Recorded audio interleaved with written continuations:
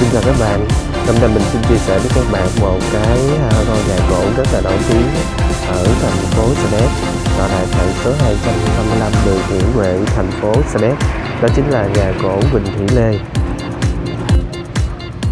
Nhà cổ Quỳnh Thị Lê điểm đặc biệt đó chính là cái được công nhận là cái di sản văn hóa cấp tỉnh năm 2008 và được công nhận là cái di sản văn hóa cấp quốc gia năm 2009. Và trong cái video clip này mình xin đi phân tích lý do vì sao mà cái nhà cổ Quỳnh Thị Lê nó trở nên nổi tiếng đến như vậy và được rất là nhiều những cái du khách trong và ngoài nước đã đến đây tham quan cái nhà cổ này. Cái yếu tố đầu tiên là về mặt truyền thông. Khi các bạn lên mạng các bạn search cái từ nhà cổ Quỳnh Thị Lê thì nó sẽ cho ra hàng vạn cái kết quả về cái nhà cổ này. Điều này chứng tỏ nhà cổ Quỳnh Thị Lê đã được rất là nhiều báo chí cũng như là những reviewer và những cái youtuber đã review và đánh giá về cái nhà cổ này. Cái yếu tố thứ nhì mà giúp cho nhà cổ Quỳnh Thị Lê này nổi tiếng đó chính là về cái vị trí địa lý.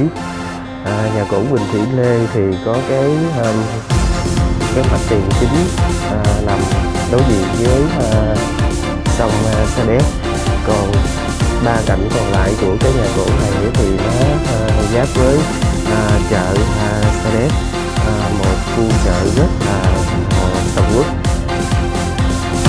Người xưa có câu thì nhất cận thị nhị cận gian, có nghĩa là cái vị trí địa lý của một cái ngôi nhà mà nó đẹp thì điều đầu tiên là nó gần với thị trấn, khu đô thị, khu thương mại.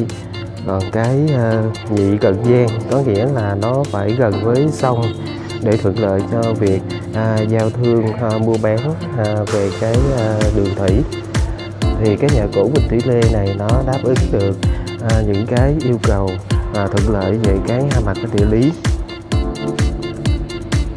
Về mặt lịch sử thì nhà cổ Quỳnh Thị Lê được xây dựng từ năm 1895 cho đến thời điểm hiện tại bây giờ là nó đã tròn là 125 năm. Nhà cổ Quỳnh Thị Lê là một cái nhà cổ rất là tiêu biểu, rất là lâu đời ở cái thành phố Sa Đéc, và người dân ở Sa Đéc nói riêng và ở Đồng Tháp nói chung thì có thể có quyền tự hào về những cái công trình cổ ở Sa Đéc. Trong đó thì có cái nhà cổ Quỳnh Thị Lê. Năm 2008 thì nhà cổ Quỳnh Thị Lê này được công nhận là cái di sản văn hóa cấp tỉnh, và nhanh chóng sau đó năm 2009 thì được công nhận là cái di sản văn hóa cấp quốc gia.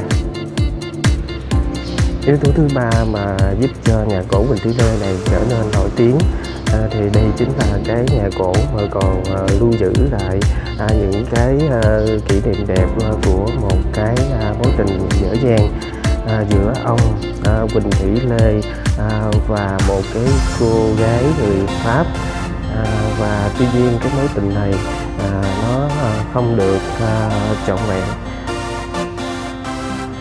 Cái mối tình vượt biên giới này được diễn ra từ năm 1929. Ông Quỳnh Thị Lê là du học sinh ở Pháp, sau đó ông quay trở về nước để phụ giúp gia đình mua bán kinh doanh.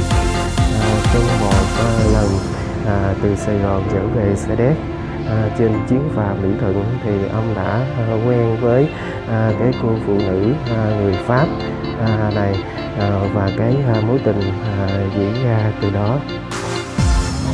Cái mối tình giữa ông Quỳnh Thị Lê và bà người Pháp Durat này diễn ra trong 18 tháng, do không có môn đăng hậu đối, do đó cha của ông Quỳnh Thị Lê đã không có tác động cho cái hôn sự này. Sau đó bà Dugat quay trở về nước và bà đã ôm theo một cái mối tình rất là đẹp của mình. Và sau đó thì bà Dugat này đã viết cái câu chuyện của mình thành một cái tiểu thuyết, và cái quyển tiểu thuyết này có tên gọi là Người Tình, và lấy nội dung từ cái mối tình có thật của bà và ông Huỳnh Thủy Lê. Và nhanh chóng sau đó cái quyển tiểu thuyết này trở nên rất là nổi tiếng và đã dịch sang 43 thứ tiếng khác nhau, và trong đó thì có tiếng Việt. Và một cái thời gian sau đó thì cái quyển tiểu thuyết của bà Dugat này được nhận một cái giải văn học rất là nổi tiếng ở bên Pháp. Và chính vì thế thì từ đó thì bà cũng đã trở thành một cái nhà văn.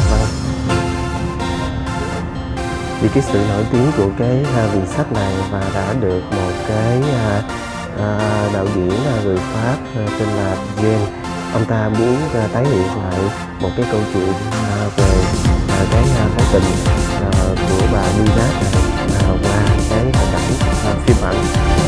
Và cái bộ phim Người Tình cũng lấy cái bối cảnh ở Việt Nam như là cầu Bến Phà Mỹ Thuận, sông Sa Đéc, chợ Sa Đéc, và cái bối cảnh chính đó chính là cái nhà gỗ Huỳnh Thủy Lê. Và cái bộ phim này cũng được công chiếu ở Việt Nam và với rất là nhiều những cái diễn viên nổi tiếng. Nhà gỗ Huỳnh Thủy Lê được xây dựng từ năm 1895. Lúc đầu thì cái vật liệu chính của cái nhà gỗ này đó chính là làm bằng gỗ quý, và nhà được thiết kế và xây dựng theo kiểu nhà ba gian theo như cái mẫu nhà truyền thống ở Đông Nam Bộ. Đến năm 1917 thì nhà gỗ Huỳnh Thủy Lê này được ông cải tạo lại, những cái vách được thay thế bằng vách tường và bê tông, và cái mặt tiền thì được cải tạo để trang trí những cái vòm bán nguyệt theo cái phong cách của Pháp. Tổng nhìn từ phía bên ngoài cái tổng thể cũng như là cái mặt tiền của cái nhà cổ Huỳnh Thủy Lê này thì cảm nhận của mình đó chính là theo cái phong cách cổ điển của Pháp. Tuy nhiên về cái phần trang trí nội thất và bài trí những cái vật dụng bên trong, giống như là những cái phù điêu và những cái con liễn thì được trang trí đậm chất theo cái phong cách của người Trung Hoa. Vì gia đình của ông Huỳnh Thủy Lê này đó chính là người Việt. Cái lần cải tạo này đã thay đổi toàn bộ cái diện mạo của cái nhà gỗ Huỳnh Thủy Lê này, và cái mái thì được cải tạo thành cái mái thuyền lợp ngói âm dương. Hiện nay thì cái nhà gỗ Huỳnh Thủy Lê này đã được giao về cái công ty cổ phần và du lịch Đồng Tháp quản lý và khai thác. Hàng năm thì nhà gỗ Huỳnh Thủy Lê đón hàng ngàn những cái lượt khách trong và ngoài nước. Ở trên đây thì mình vừa phân tích cho các bạn những cái yếu tố mà giúp cho cái nhà gỗ Huỳnh Thủy Lê này trở nên nổi tiếng. Sau đây xin mời các bạn chiêm ngưỡng lại một cái lần nữa cái vẻ đẹp của nhà gỗ Huỳnh Thủy Lê.